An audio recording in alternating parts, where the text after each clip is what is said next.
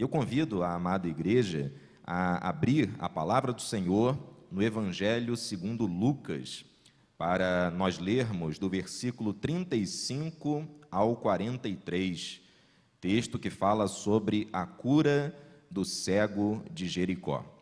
Repetindo, Evangelho segundo Lucas, capítulo 18, do versículo 35 em diante. Assim diz a palavra do Senhor. Aconteceu que, ao aproximar-se ele de Jericó, estava um cego assentado à beira do caminho, pedindo esmolas. E ouvindo o tropel da multidão que passava, perguntou o que era aquilo. Anunciaram-lhe que passava Jesus, o Nazareno.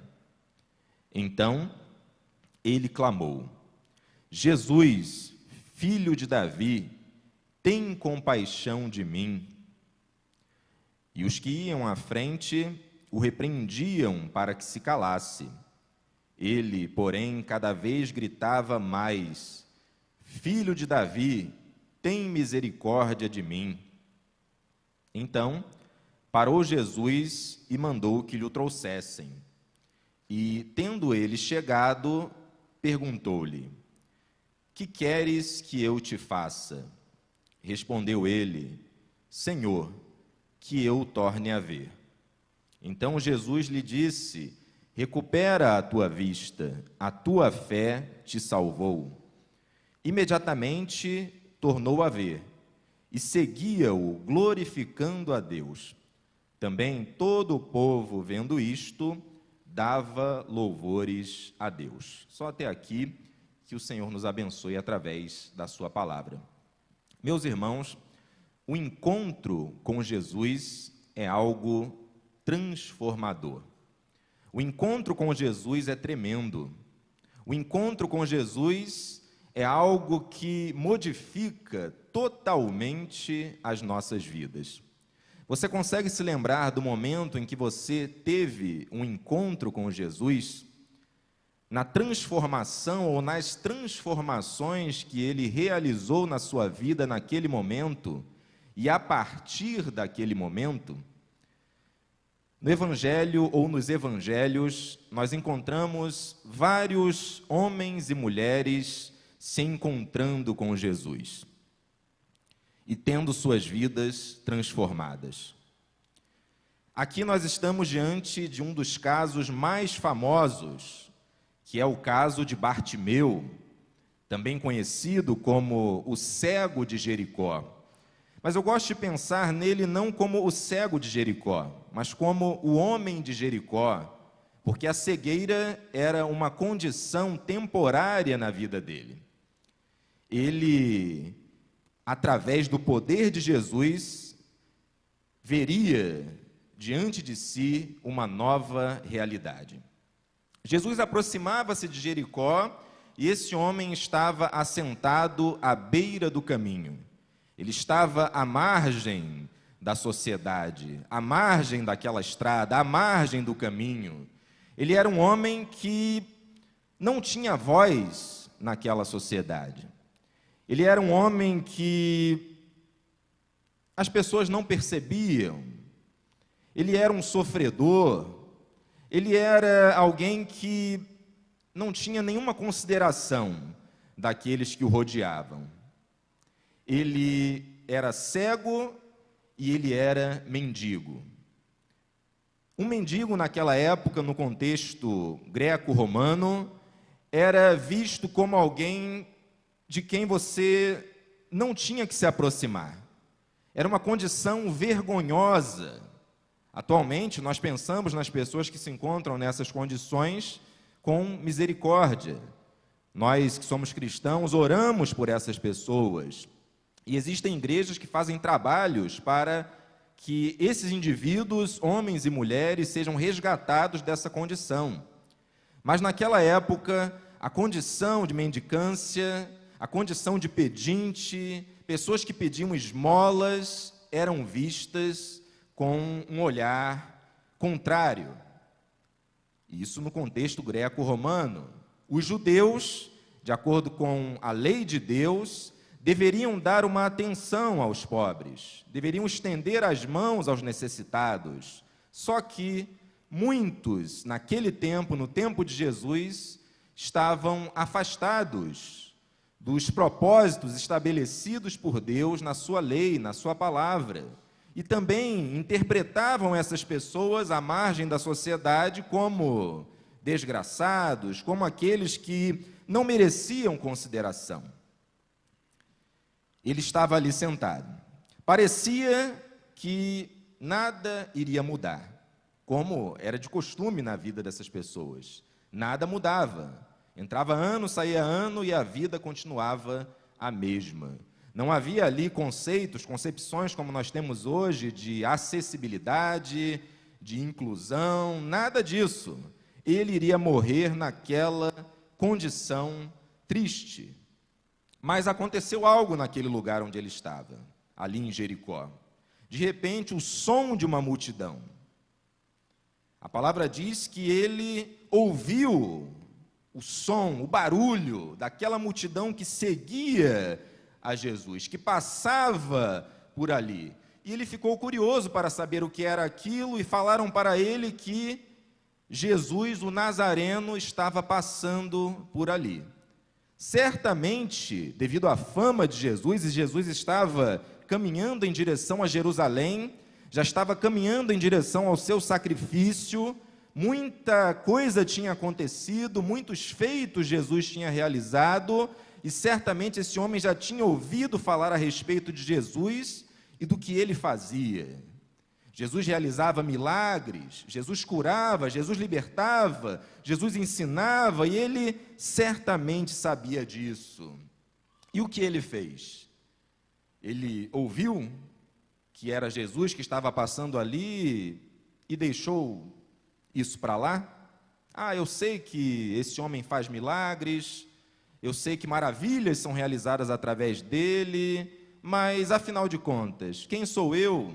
Sou um cego à beira da estrada. Será que Jesus vai me ouvir? Ele que é uma figura tão procurada, tão requisitada, todos querem estar diante dele, como é que ele vai dar atenção a um cego? Será que ele pensou dessa maneira? É claro que não, né? Obviamente, ele pensou diferente. Ele viu, naquele momento, uma oportunidade de transformação, uma oportunidade de mudança. E nós precisamos estar atentos, irmãos, às oportunidades que surgem em nossas vidas. Quantas oportunidades as pessoas deixam passar, porque deixam para depois. E tem até uma frase, né? Não deixe para amanhã o que você pode fazer hoje. Jesus não iria passar mais por Jericó. Ele estava indo para o cumprimento do seu chamado, para o cumprimento da sua missão aqui nesse mundo, que era morrer pela humanidade. E aquele homem começou a reclamar. Não, né? O texto diz que ele começou a clamar. Tem pessoas que só reclamam e não clamam. Só veem o que não está bom e não veem o que pode acontecer de bom. Coisas maiores, maravilhosas poderiam acontecer. E aquele homem disse: Jesus, filho de Davi, tem compaixão de mim. Quando ele falou que Jesus era o filho de Davi, ele estava se referindo a Jesus como o Messias. Filho de Davi era um termo, uma expressão relacionada àquele a quem Israel esperava. O Filho de Deus, o libertador. Então, por aqui, meus irmãos, nós vemos que esse homem cego não era tão cego assim. Ele estava enxergando muita coisa, apesar de sua limitação física. Ele estava percebendo que ali estava o Messias, ali estava o esperado por Israel. Jesus, filho de Davi, tem compaixão de mim. E o que aconteceu? Jesus imediatamente foi até ele, ou surgiu uma barreira no meio do caminho? Ou surgiu uma tentativa de que o seu objetivo não se concretizasse? Eu pergunto a você, você tem um objetivo? Você tem objetivos na sua vida? Será que existem barreiras? Será que existem pessoas tentando impedir você de concretizar esse objetivo? E se existem pessoas tentando impedir, o que fazer? Nós, como cristãos, oramos pela vida dessas pessoas para que Deus as abençoe, e nós fazemos o que também? Continuamos na direção que Deus propôs para nós, no caminho que Deus revelou para nós. Os que iam à frente o repreendiam para que ele se calasse. Queriam que ele parasse de falar aquilo. E existem duas possibilidades aqui. Existem comentaristas bíblicos, estudiosos da palavra, que falam que mandaram aquele homem se calar porque para os fariseus, para os religiosos daquele tempo, aquele homem estava falando uma heresia. Ou seja, estava falando que Jesus era o Messias. E a gente sabe que muitos religiosos, naquele tempo, não aceitavam Jesus como sendo o Messias. Então, cale-se, homem, pare de falar isso. Ele não é o Messias, ele é só mais um mestre, um curandeiro, ou seja lá o que for. E a outra possibilidade é que as pessoas estavam ali diante de Jesus e queriam Jesus para si, queriam chamar a atenção de Jesus e, numa atitude de egoísmo, não queriam dar espaço para que aquele homem clamasse. Existem outras possibilidades também, mas a grande questão, o grande fator aqui é que ali havia pessoas que não queriam que ele continuasse clamando. Ali se levantaram pessoas contra ele. E qual foi a atitude dele? E qual é a sua atitude diante das vozes contrárias? Quando se levantam vozes contra você, como você reage? Se aquele homem se desviasse do foco por um momento, ele perderia a bênção. Ele não se importou com o que falavam. Ele se importou com o que ele desejava, com o que ele queria. Pessoas o repreendiam, e ele cada vez gritava mais alto. Cale-se, homem, ele gritava mais alto. Fica quieto, ele gritava mais alto. Não, eu sei do meu objetivo, eu sei onde eu quero chegar. Eu não vou desistir, eu não vou me calar. Está implícito nas palavras desse homem. Ele gritava, ele clamava cada vez mais, de maneira incisiva: Filho de Davi, tem misericórdia de mim. Ele não desistiu, ele persistiu. E nós vivemos em uma sociedade onde muitas pessoas são desistentes, no lugar de serem persistentes. É claro que tem coisas que nós temos que desistir, temos que abrir mão. É claro que tem vozes contrárias que são para o nosso próprio bem. São aquelas vozes que falam: olha, você está errado, você tem que se calar, para de fazer isso, o que você está fazendo não está certo. Mas é preciso termos o discernimento do que é para o nosso bem e do que não é para o nosso bem. E onde nós alcançamos esse discernimento? Através de um relacionamento com Deus, através da leitura da palavra, através da oração. É o chamado discernimento espiritual. Nós discernimos aquelas vozes, aquelas palavras, aquelas informações que vêm até nós. E nós filtramos, retendo o que é bom e deixando de lado aquilo que não é para a edificação da nossa fé, da nossa vida e da nossa família. Ele gritava cada vez mais. O que aconteceu? Jesus parou. Jesus parou e mandou que levassem o homem até ele. Olha que maravilha. Jesus ouviu o clamor daquele homem. Será que Jesus ouve o nosso clamor? Certamente muitas pessoas, enquanto estavam louvando a Deus aqui ainda há pouco, estavam também, juntamente com o louvor, clamando ao Senhor. Senhor, traz a solução para isso, Senhor.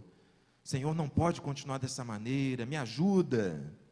Será que Jesus ouviu você? Jesus ouve todas as pessoas. E é curioso, meus irmãos, que aqui nós estamos no capítulo 18, no final do capítulo 18 de Lucas. E na sequência, no capítulo 19, Jesus estará diante de um outro homem. Que homem é esse? Zaqueu. Surgiram impedimentos também na vida de Zaqueu para que ele tivesse contato com Jesus, né? Ele era de baixa estatura e tinham pessoas à volta dele, ele subiu em cima de um sicômoro. Mas o que eu quero referir não é isso, é que Zaqueu era um homem contrário a esse mendigo. Esse mendigo não tinha nada, ele estava na extrema pobreza. E Zaqueu era um homem financeiramente bem posicionado. E Jesus vai ao encontro dessas duas pessoas. O que eu quero dizer com isso é que Jesus vai ao encontro de toda a humanidade. Para que você seja ouvido ou ouvida por Jesus, só basta uma coisa: que você seja um ser humano. Sendo um ser humano que foi criado à imagem e semelhança de Deus, o Senhor Jesus Cristo vai ouvir o seu clamor. E Ele vai atender ao seu pedido de acordo com o seu querer. Muitas vezes Deus não faz o que nós queremos na hora, mas porque Ele sabe o melhor para nós. Então Jesus mandou que lhe o trouxesse. E tendo chegado, perguntou-lhe: que queres que eu te faça? Essa pergunta, para alguns, soa até irônica, não é verdade? Não é possível que o Senhor Jesus não sabia o que aquele homem precisava. É sério essa pergunta? Poderão questionar alguns. É séria ela? Era uma pergunta muito séria que o Senhor Jesus fez para ele. Algumas pessoas falam assim: mas se Deus é onisciente, se Ele sabe de todas as coisas, se Ele sabe o que está se passando no mais profundo do meu coração, se antes de eu falar, Ele já sabe o que eu vou falar, se Ele tem conhecimento do meu passado, do meu presente, do meu futuro, para que é que eu vou ficar orando? Por que fazer oração, se Deus sabe de tudo? Parece que é uma coisa redundante, dirão alguns. Mas no momento em que nós oramos, no momento em que nós expressamos para Deus as nossas necessidades, nós estamos estabelecendo com Deus um relacionamento. Nós estamos fortalecendo a nossa fé. Num relacionamento nós ouvimos e nós falamos, há um diálogo, há uma reciprocidade, e aqui também, meus irmãos, há uma especificidade. Jesus queria que aquele homem fosse específico. O que queres que eu te faça? Ele era um mendigo. Será que ele queria bens? Será que ele queria sair daquela condição de pobreza? Afinal de contas, o que aquele homem queria? Ele precisava falar com os seus lábios. Jesus queria que ele falasse, que ele externasse, mas é claro que Jesus sabia o que se passava em seu coração, porque Jesus é Deus. É Deus. Era o Deus da vida daquele homem. Que queres que eu te faça? E ele respondeu: Senhor, que eu torne a ver. Que eu torne a ver. Imediatamente, naquele exato momento, aquele homem passou a ver, recuperou a sua vista, a sua visão, e ele passou a glorificar a Deus. Deu glórias a Deus. A alegria invadiu o seu coração. E eu lembro até de uma mensagem do pastor recente, em que ele falava sobre o futebol. Tem pessoas que são vibrantes com o futebol, mas no que diz respeito às coisas de Deus, as pessoas ficam assim mais esmorecidas, mais tímidas. Também nada contra o futebol, é um esporte muito interessante, é um entretenimento maravilhoso, mas precisamos, meus irmãos, nos alegrar com as coisas de Deus. Precisamos ter a vibração que esse homem teve diante de Deus.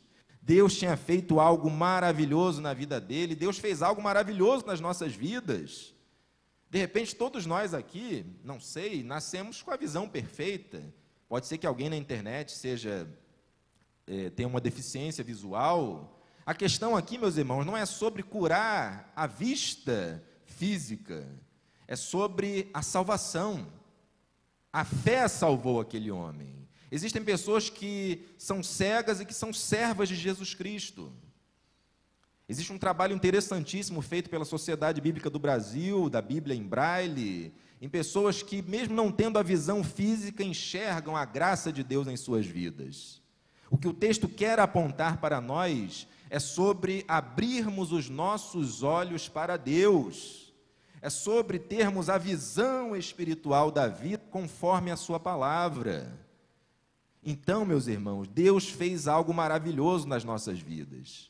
Podemos dizer que o maravilhoso de Deus na vida de Zaqueu, na vida desse cego, não foi propriamente ter enxergado, porque ele iria viver alguns anos e iria morrer um dia. Todos nós que experimentamos uma cura milagrosa de Deus, um dia partiremos desse mundo. O mais importante é onde nós passaremos a eternidade. O maior bem na vida desse homem aqui é que ele tinha ganho naquele momento ali, através da fé, da salvação, a vida eterna. E ele passou a glorificar a Deus. O que é ficar aqui nesse mundo algumas décadas sem enxergar, diante de uma eternidade na cegueira espiritual, diante de uma eternidade na perdição?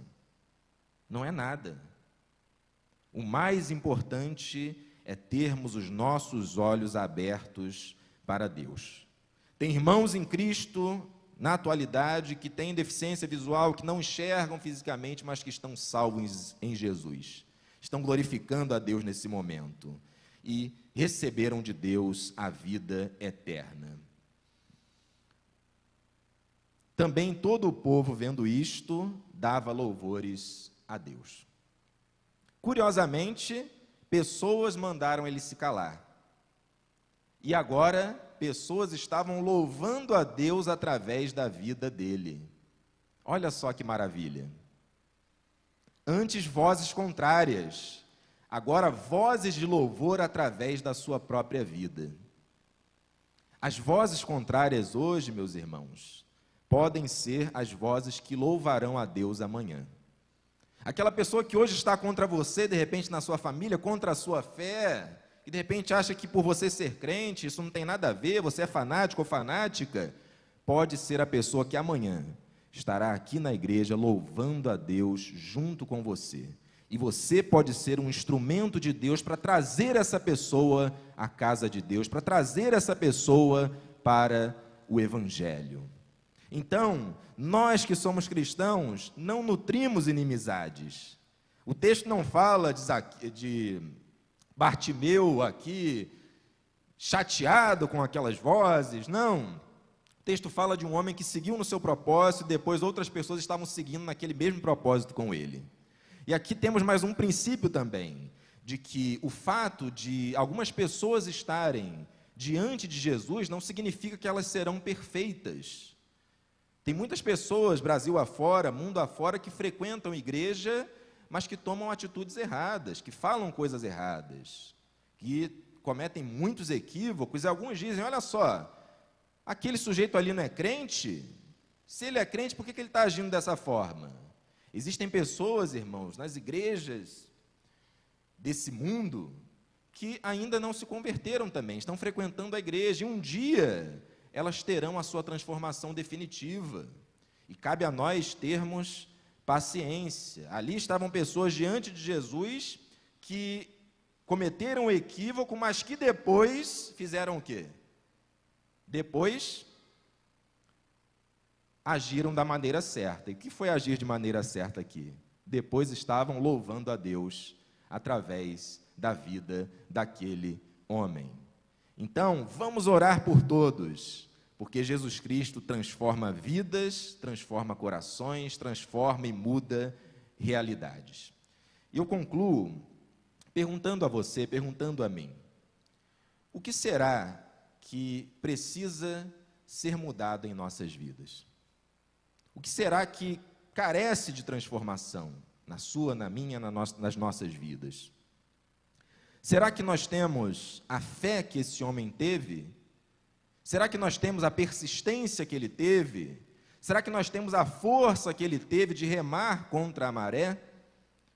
Fica aqui uma lição desse texto para todos nós, de que precisamos seguir em frente, apesar das circunstâncias. Se aquele homem tivesse ficado preso àquelas circunstâncias, ele não seria esse grande exemplo que ele é para nós hoje.